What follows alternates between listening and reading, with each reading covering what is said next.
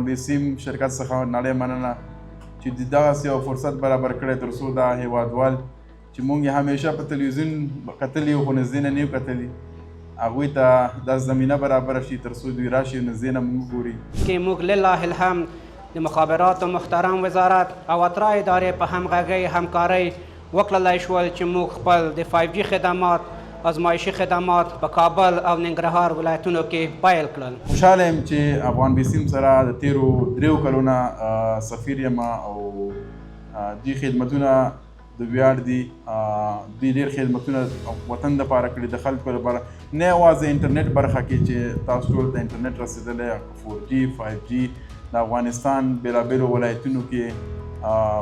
کوشش دا دی چې انشاءالله افغانستان هر ولایت ته 5G او 4G انټرنیټ ورسیږي.